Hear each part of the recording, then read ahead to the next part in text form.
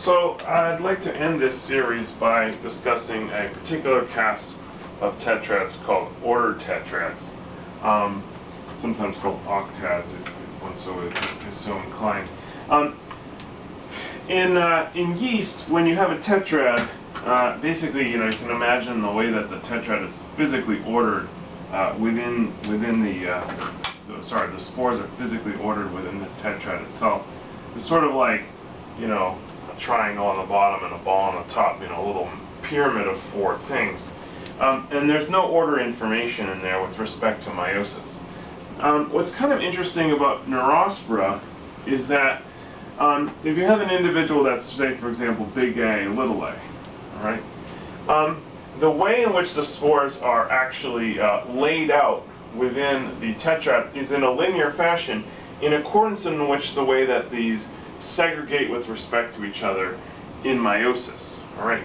So oftentimes the way you can do this is the way the genotyping works is actually the alleles in fact produce a pigmented phenotype that you can see the genotype of the spore directly. But in principle, you could dissect it out and do some genotyping that way. But for the purposes here, as you have an individual then that is, for example, big A, little a, if you just show the chromosomes like this, right? Big A, little a, little a. Typically in meiosis 1, you have what is called a first division segregation event in which the two big A's segregate away from each other fully from the two little a's, right?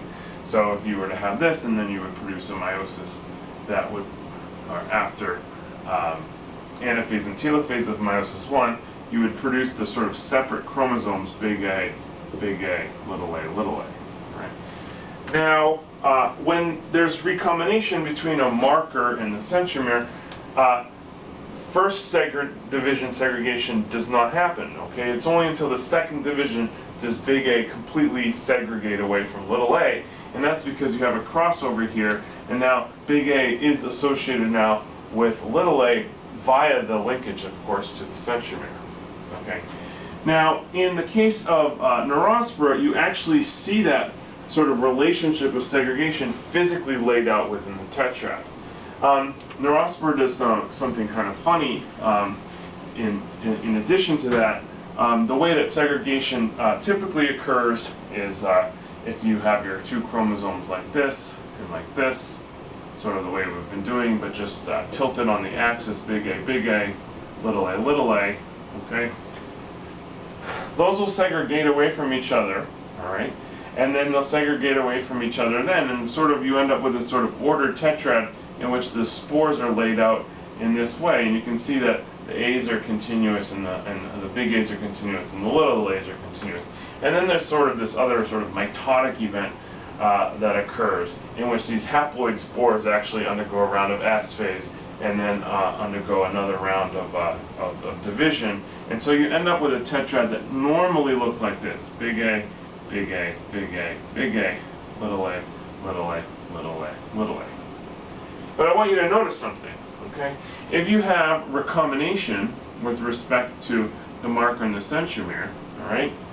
Now, the ways in which you segregate in that particular fashion will be different, all right? You'll actually produce this type of tetrad: big A, little a, big A, little a, right? Because these two are now switched with respect to each other. And then after that sort of second round occurs, you produce big A, big A. These are basically copies of each other: little a, copies of each other, big A, copies of each other, and then little a, copies of each other. But the key point here is you have this sort of non-continuous segregation pattern within there, and that tells you that there's been a recombination event between the centromere and the marker. And any particular pattern that's not continuous, right? So you could, for example, be like this. That would be another case of what is called second division segregation. It's only until the second meiosis, part of meiosis, that big A and little a completely separate from one another. All right.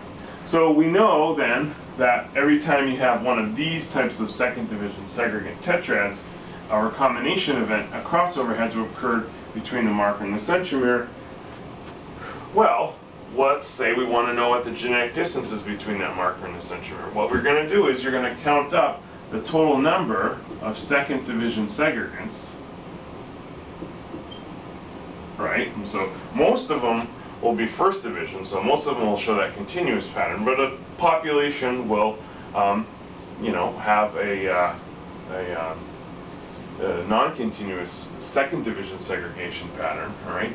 Now what's important to remember is in those octads, that only half of the ones that have second division segregation have experienced crossover, right? These guys out on the flank here, in this example, haven't experienced a crossover. So you sort of take those total number of second division segregations, you multiply by a half like we did earlier in some of our tetrad analysis, and we divide that total number by the total number of ordered tetrads, or octads as one might call it, and then multiply by 100, and then that, of course, will then give you the genetic distance in centromorgans between the marker and the centromere.